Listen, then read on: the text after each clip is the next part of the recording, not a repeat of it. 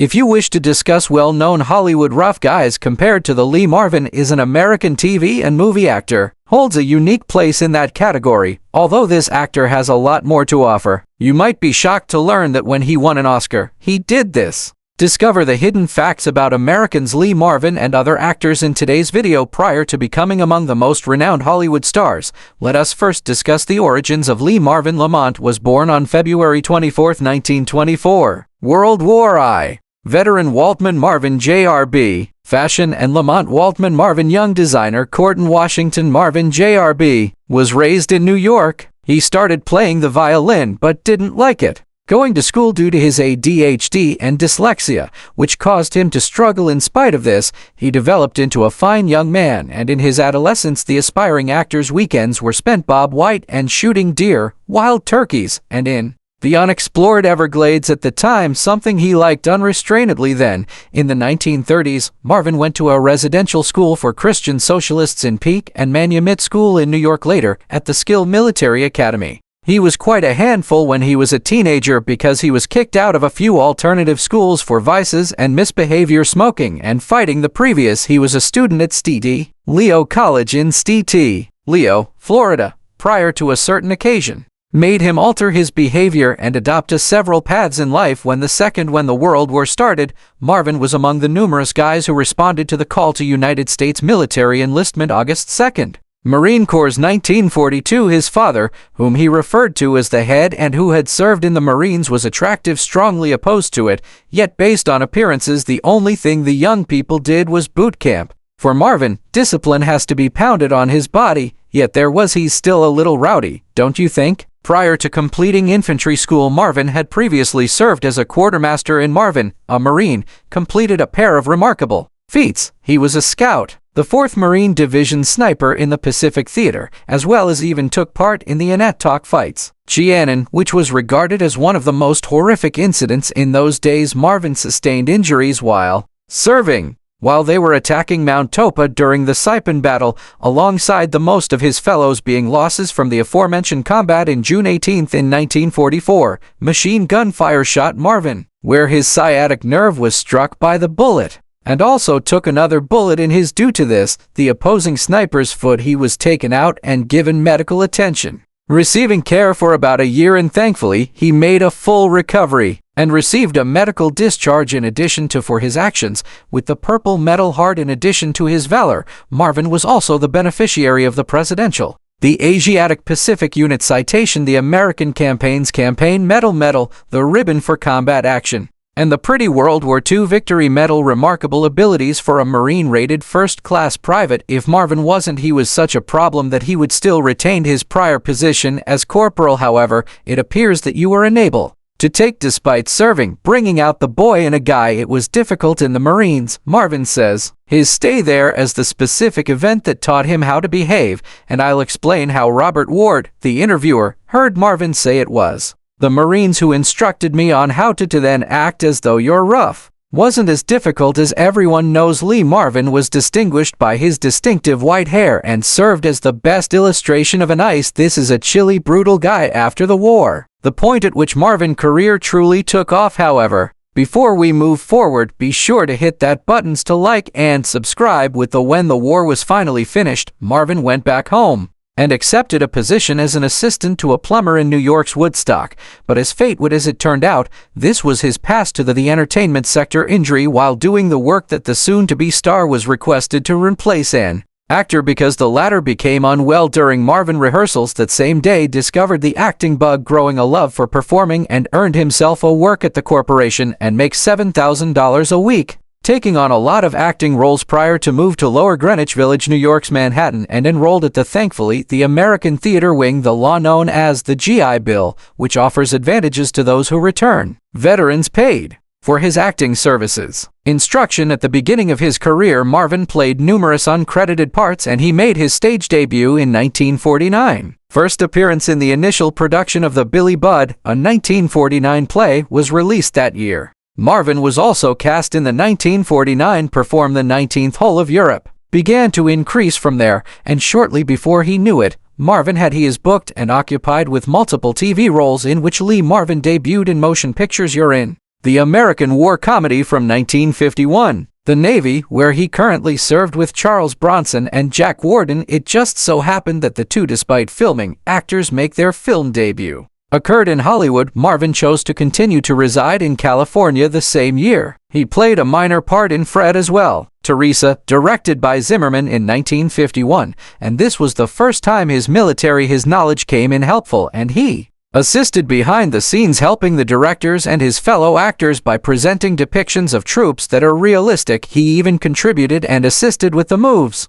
with the weaponry and the costume due to his military experience as well. In a way, Lee Marvin was confined to a particular character, frequently a male with a uniform or in a specific official positions. He worked on numerous projects, but minor, like playing the lead in one of the American Anthology's episodes A Theater Beside the Fire, as well as another rebound. His other anthology, Diplomatic Courier, is one of the earliest works. In the Middle of the Sheltering Palms, we're the Duel at Silver Creek, and Not Married. Instead, he took on the character of a guy once more in uniform in the Western movie The Glory of Korea and the Korean War movie Blade, both of which were released in Marvin, it turns out, was also a wonderful fit at Western, so he had a few of further works in this genre, including The Stranger, Randolph Scott Was Armed, and Gun Fury, all of which were subsequent projects. Led to his breakthrough performance, which was preparing to disclose that the 1950s were the highest point in the actor's career due to at last, Lee Marvin fortunate star shone brightly when he gave the most Vince Stone, the antagonist in the 1953 noir The Large Heart, was praised by the he starred in that same year's public Marlon Brando's opposite in another a crime movie from America called The Wild One. Chino, played by Lee Marvin, was the head of the Beatles' Are a Motorcycle Gang. These two movies earned a lot of praise and indicated Marvin achievement, which resulted in more prosperous endeavors. His part in The Violent Saturday, a 1955 film, received accolades by reviewers, one of whom made reference to how his performance made of the role's multifarious complexity. Frank was also Marvin co-star. Sinatra is not a medical stranger. Drama to return in. He had numerous minor appearances in 1955. This decade is similar to A Life in the Balance. Jane's and Pete Kelly's Blues. The Fireside Theater is presented by Wyman, although if a single series in which Marvin won the main part in the series. M Squad, where he assumed the position of Frank Bollinger, a strong Chicago police officer, got well known on television as a star in a variety of capacities and assuming various people, but one in particular role that truly caught the critics' attention with how excellent he was at what he did. Is there a more effective method for an actor to display his abilities rather than by displaying two distinct individuals in the same film? That's Marvin did precisely that in the 1965 Western Cat Ballou comedy based on the Marvin book The Ballad of Cat Ballou, acted in opposition to Jane Fonda and based on the American film in 2008. The Institute's Top 10 ranking was acclaimed as the 10th best Western ever time. It narrates the tale of a lady named Fonda, portrayed Nam Catherine's Cat Ballou, who employs the infamous gunslinger child Shalene to safeguard her dad's ranch. She later hires the same man to seek revenge for the death of her father, only to learn that the shooter she employed isn't. This is precisely what she hoped for. Lee Marvin assumes the dual personas of a child and Shalene and the merciless, noseless people Tim Straw, assassin of the Wolf City Development Corporation, aimed to frighten off his land, Frankie Ballou, but Straw simply removed the man without regret. At first, the cat looks for assistance from the local government, but quickly learns how the sheriff is deeply involved with Wolf City's pockets. Thus she went in search of the assistance of Shalene, a child who is quite a humorous and seasoned alcoholic. Cat had her misgivings at the same moment regarding hiring him, but what options does she? Quickly discovered that there was the reason behind Kid Shalene's fame after observing him using the man's recent unmistakable crack shots were down a few beverages to get rid of his withdrawal. In these two jobs that are complete opposites, and it was enjoyable to observe, and one could even assert that they are portrayed by various actors, where Tim Straw is a dramatic and intimidating person. A child named Shalene is every bit of. The latter is awkward in terms of humorous relief, frequently stumbling, dropping pants, and drunkenly gathered around his ankles, which increases his attractiveness to the viewers with the same scope as it causes people to question whether he is the right someone to remove the infamous Strawn, and he gets his energy from Cats there. love while working to become a better man afterwards. It is discovered that these two in reality, men, are polar brothers. Contrary to Straw, which is ruthless, and Shalene is a vicious person, sensitive, somebody who was devastated by the world's faults. In spite of the latter's only the predicament, Cat is able to believes in him, therefore he makes an effort. He tried his hardest to improve with her affection. Shalene was able to confront his inner problems. Consequently, his brother observed how Lee Marvin was able to execute such characters' differing performances. It didn't come with sharing the same screen. As an unexpected revelation that the film not only became a success at the box office but also received nominations for awards, and viewers were able to discover a different aspect of Lee Marvin commanding and solemn duties by playing the part of young Shalene. The actor most likely won, and you would be shocked to learn what Marvin did during his acceptance speech. Devoted to a horse, I believe, but half somewhere, this belongs to a horse in the valley, that caused the people there to chuckle. Following Cat Ballou Lee Marvin, the crowd started a new project in the West, and it's The Professionals, a 1966 movie, which was likewise a huge success after he was given the main part of Major John. As a result, Risman, who turned into one of his most well-known movies starring with other Charles Bronson, is one of the best-built actors.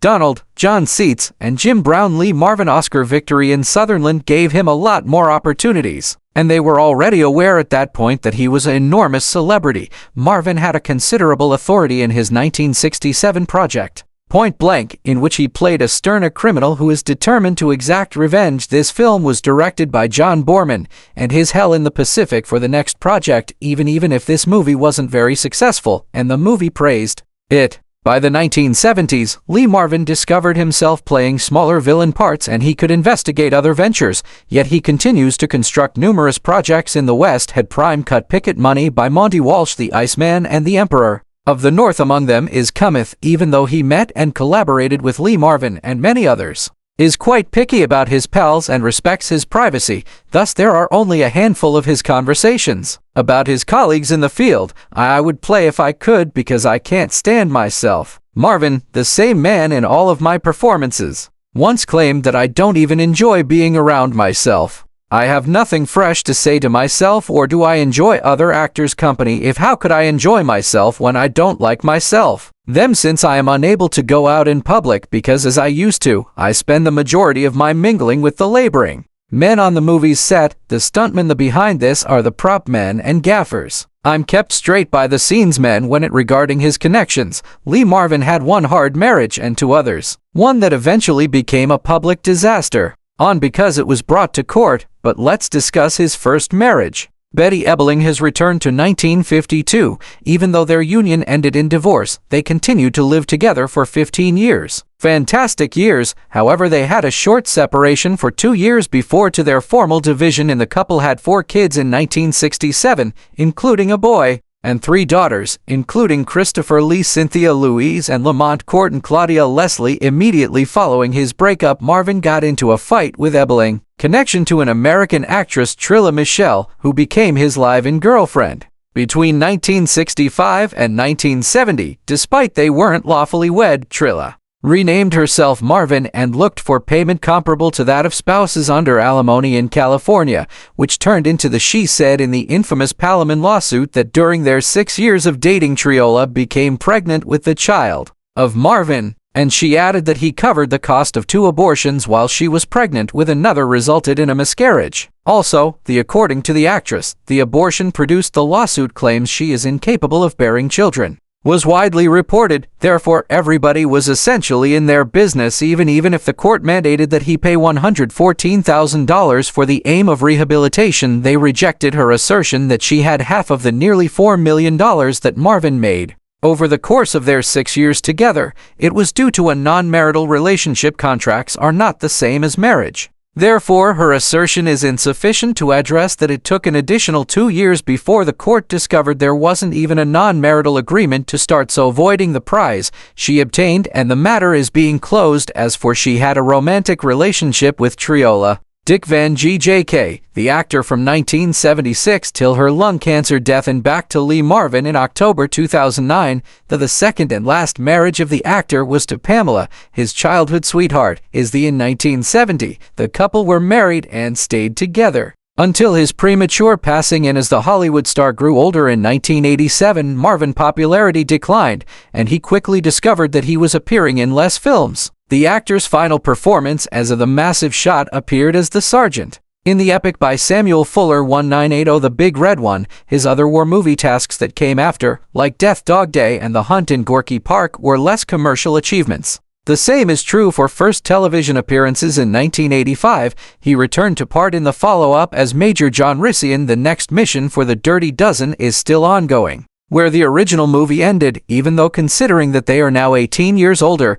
it's no secret that Lee's health. Marvin battled alcoholism, which from his duty throughout the war throughout the duration of his life, which was the reason of his death. One prominent tale about his issues with sobriety occurred while The Dirty was being filmed. Dozen, in which his main character as Rissian was expected to operate a truck while character Joseph Law, played by Charles Bronson just before the start of the shoot, Lee Marvin was nowhere to be found on the set, and the film team was the ones that discovered later on at a bar and took him back on set all intoxicated. As they still needed to record the scene, the production team made every effort to stay sober, waking him up and forcing him to drink coffee. Prior to that, a furious Bronson approached to him, threatening to murder Marvin immediately, but fortunately, he didn't, and the masterpiece was shown to us. Returning to The Filthy Dozen, subject of his passing, the actor passed away at the 63 years old as a result of a heart attack on August 29. Marvin experienced a serious intestinal breakage that caused him to enter a respiratory state distress.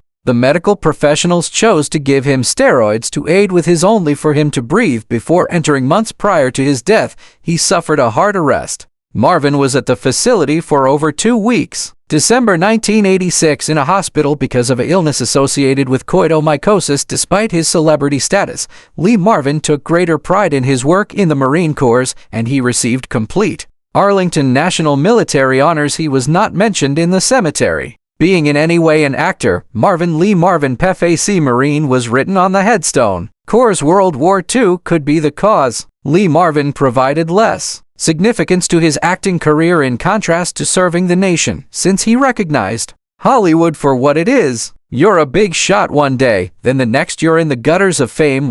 Marvin once declared that they placed your name on the sidewalk. Star you strolled down Hollywood Boulevard. I discover a heap of dog dung on it. That explains the entire tale, baby.